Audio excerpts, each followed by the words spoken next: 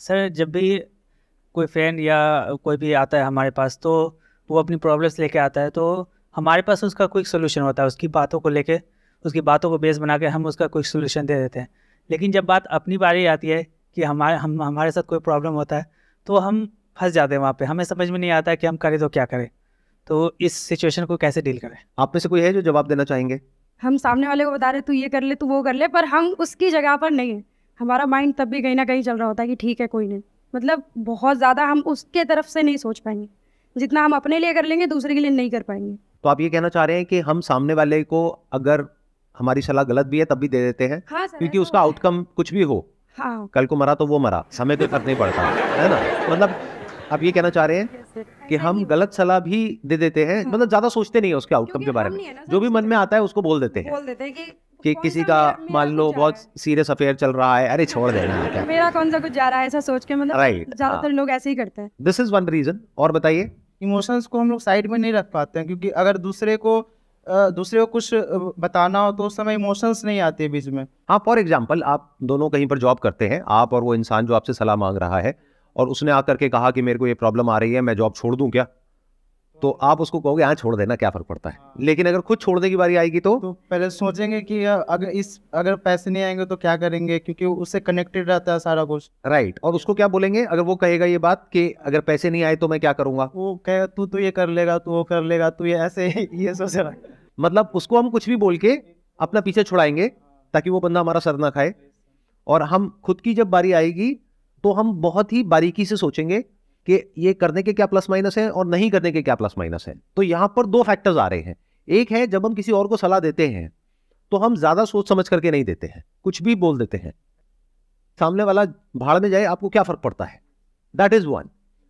Second, कि जब आप खुद अपने आप को कोई सलाह देते हैं तो उसमें इमोशंस बीच में आ जाते हैं, जो गलत नहीं है पूरी तरह से, क्योंकि हो सकता है कि जो आप डिसीजन लेने वाले हैं वो लेने में आपको बहुत डर लग रहा है, तो उस डर के पीछे कोई एक्चुअल रीजन है कि अगर वो डिसीजन आपने लिया, फॉर एग्जांपल जॉब छोड़ने का, तो एक्चुअल में आपको नहीं पता कि अगले महीने आप अपने बच्चों की स्कूल की फीस कैसे दोगे, या क्रेडिट कार्ड्स के बिल इतने बढ़ चुके हैं वो कैसे दोगे। तो वो कोई हवा में नहीं है डर, किसी भूत प्रेत से आप नहीं डर रहे हो, रियल प्रॉब्लम है जिससे डर रहे हो। तो करना क्या चाहिए, चाहे किसी और को सलाह दो, चाहे खुद अपने आप को सलाह दो, आराम से ठंडे दिमाग से बैठ करके एक प्रॉब्लम का सॉल्यूशन निकालना चाहिए। मतलब मैं ये नहीं कह रहा कि उसको गलत सलाह दो और खुद को सही सलाह दो, नहीं, हमेशा सही सलाह दो। अगर कोई भी आकर के आपसे कोई बात कर रहा है या कर रही है और वो डिसीजन बहुत बड़ा है, छोटा मोटा है तो फर्क नहीं पड़ता, बट अगर वो डिसीजन बहुत बड़ा है तो आराम से बैठो, समझो कि उसकी क्या प्रॉब्लम है, उसके माइंड में क्या आ रहा है, उसको समझ करके। जैसे अभी मैं आप लोगों से समझ रहा हूं, अब मुझे नहीं पता था इस क्वेश्चन का ये आंसर निकल करके आने वाला है, लेकिन स्टेप बाय स्टेप हम आगे बढ़े तो हर एक पर्सपेक्टिव से चीजों को समझने की कोशिश कर रहे हैं, जो हो सकता है आज से पहले पूरी दुनिया में इस तरीके से इस प्रॉब्लम को किसी ने नहीं देखा होगा। राइट। आप जाकर के किसी और से पूछोगे, कोई और है यहां पर बैठा हुआ है, वो क्या कहेगा, अच्छा ये होता है, तो ठीक है, इसके पीछे जो रीजन है वो ये है कि आप जब किसी और को सलाह देते हो तो आप डिटैच होकर के देते हो, उसमें आपके इमोशंस बीच में नहीं आते हैं, तो आप सही सलाह देते हो। लेकिन जब खुद की बारी आती है तो इमोशंस बीच में आ जाते हैं, इस वजह से आप सही डिसीजन नहीं ले पाते हो। कि कितना सुपरफिशियल लेवल का आंसर है। ये आंसर सुनने में आपको बड़ा अच्छा लगेगा कि हाँ मेरे को मेरी प्रॉब्लम का सॉल्यूशन मिल गया, बहुत ही बेकार सॉल्यूशन है ये। इसमें बहुत सारे फैक्टर्स को हमने कंसिडर नहीं किया, उसको इग्नोर कर दिया। जैसे एक बहुत बड़ा फैक्टर ये है कि क्या जो इमोशंस हैं वो बुरे हैं क्या, बिल्कुल ही बेसलेस हैं क्या उसके पीछे कोई रियलिटी है इमोशंस के पीछे, या साइकोलॉजिकल फियर्स हैं। देखो, एक होता है एक्चुअल फियर, एक होता है साइकोलॉजिकल फियर। तो अगर किसी और को सलाह दे रहे हो तो वहां पर भी समझो और ब्रेक डाउन करो चीजों को। अब आप कहोगे उसमें मेरा क्या फायदा है, अरे आपका ये फायदा है, अगर आज आप उसको अच्छे से गाइड कर रहे हो तो कल खुद को भी अच्छे से गाइड कर पाओगे। मतलब हम क्या कर रहे हैं, हम दो एक्सट्रीम्स में ऑपरेट कर रहे हैं। जब कोई और हमारे पास सलाह लेने आता है तो बहुत ही घटिया लेवल की सलाह हम फटाफट से दे देते हैं उसको, बिना डिटेल में समझे कि उसकी लाइफ की एक्चुअल में प्रॉब्लम क्या है, कि वो किस स्टैंड पॉइंट से क्या पूछ रहा है या पूछ रही है। हम कुछ भी सलाह दे देते हैं जल्दीबाजी में।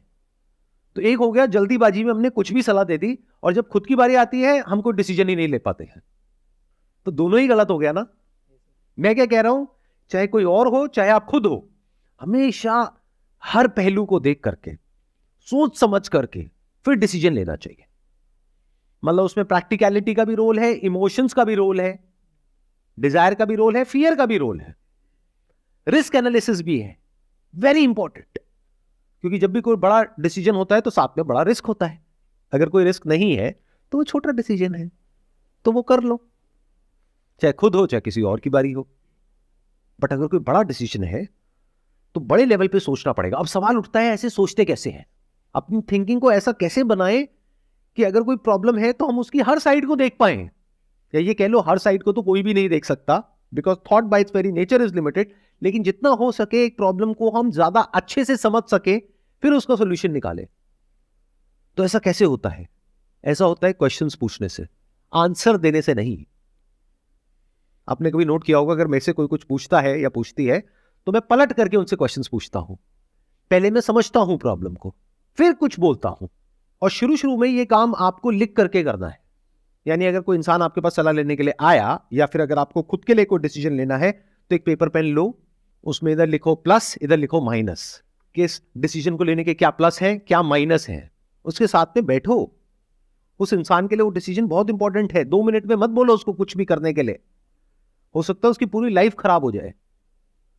और फिर धीरे धीरे क्या होगा, अगर आप इस तरीके से काम करने लग गए, यानी लिख करके अपने माइंड को क्लियर करने लग गए, तो धीरे धीरे आपकी माइंड में ही प्लस माइनस एकदम से आ जाएंगे।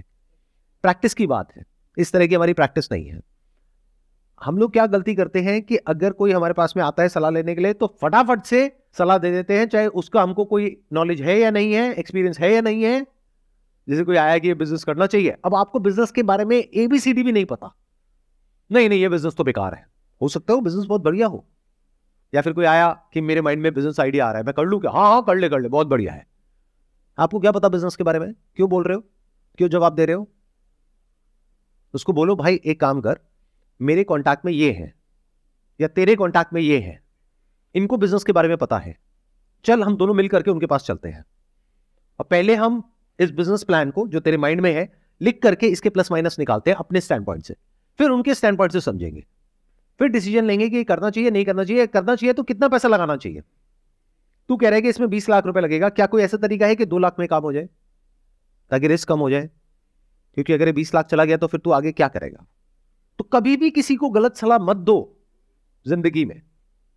गलत सलाह क्या होती है? गलत सलाह सिर्फ ये नहीं होती है कि आप जानबूझ करके उसका कुछ बुरा कर रहे हो। गलत सलाह यह भी होती है कि बिना एक प्रॉब्लम को समझे आप किसी को सलाह दे रहे हो। मैं आपको प्रैक्टिकल एग्जांपल देता हूं।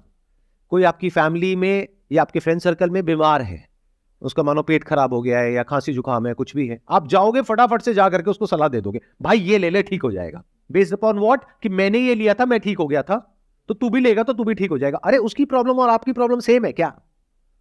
तो आपने क्या किया? एक इंसान को गलत सलाह दे दी। आपकी नीयत गलत नहीं है, लेकिन आपकी ये जो सलाह है ये बेवकूफी भरी है। और जब हम दूसरों के साथ ऐसे करते हैं तो एक स्टेज ऐसी आ जाती है कि हम खुद के साथ भी यही करने लग जाते हैं। टाइम खराब चल रहा है, किसका नहीं चल रहा है पहले तो मुझे ये बता दो। पैसे की दिक्कत है, किसको नहीं है ये बता दो। रिलेशनशिप्स की दिक्कत है, घर में कलेश होते हैं, किसके नहीं होते हैं ये बता दो। शादी के बाद अगर एक छत के नीचे रहते हैं तो हेल्थ के लेवल पे प्रॉब्लम चल रही है, एक के बाद एक आ रही है, किसके नहीं आ रही है बता दो आज के टाइम में। तो जब ऐसी 2-4 चीजें हो जाती हैं किसी की लाइफ में, तो हम उल्टी सीधी सलाह उसको देने लग जाते हैं। कुछ तो हुआ है, या तो किसी की नजर लगी है या कहीं किसी ने कुछ कर दिया है। क्या कभी ऐसा हुआ तू घर के बाहर निकला हो और कहीं कोई हरी मिर्च है, ये वो नींबू वींबू कहीं कुछ? हाँ एक बार हुआ था, चाहे कोई बंदा भेलपूरी खा रहा था, उसमें वो करके उसने फेंक दिया। हाँ एक बार हुआ तो मेरा पैर भी पड़ गया था। बस यही चक्कर है। चल तू एक काम कर, तू वहां जा, देख सब ठीक हो जाएगा। अभी कैसी सलाह है? क्या समझदारी वाली सलाह है या बेवकूफी भरी सलाह है? तो जब आप ऐसी बेवकूफी भरी सलाह औरों को देने लग जाते हो, और हमारे आसपास में भरे पड़े हैं ऐसे लोग, तो एक दिन आप खुद भी ऐसे ही हो जाते हो, आपको पता भी नहीं लगता है। एक झूठ को बार बार बोलते रहो, वो कब सच हो जाएगा आपके लिए आपको पता भी नहीं लगेगा। आप सच और झूठ के बीच में फर्क ही नहीं कर पाओगे। तो चाहे आप खुद हो चाहे कोई और है, बिना सोचे समझे कुछ भी नहीं बोलना है। अगर आपके पास में उस क्वेश्चन का आंसर नहीं है, उस प्रॉब्लम का सॉल्यूशन नहीं है, तो चुप हो जाओ। आप लोग मेरी वीडियोस देखते हो तो आप लोगों को पता नहीं है, ये सेशन मेरा एक्चुअल में होता है, जैसे आज का ये जो सेशन है ये होगा करीबन 1 घंटे का। अपलोड कितने मिनट का होता है? Hardly 15 minute 20 minute. क्यों? क्योंकि बहुत सारे क्वेश्चन ऐसे होते हैं जहां पर मैं दूर से ही हाथ जोड़ देता हूं, मैं कहता हूं भाई ये मेरी फील्ड से रिलेटेड नहीं है, मेरे पास में इस क्वेश्चन का कोई जवाब नहीं है। ये नहीं कि कोई भी कुछ भी पूछ रहा है और मैं बकवास करता चला जा रहा हूं। अगर मेरे पास में जेन्युइन उसका कोई आंसर होता है तो मैं देता हूं, और अगर नहीं होता है तो नमस्ते कर देता हूं दूर से ही।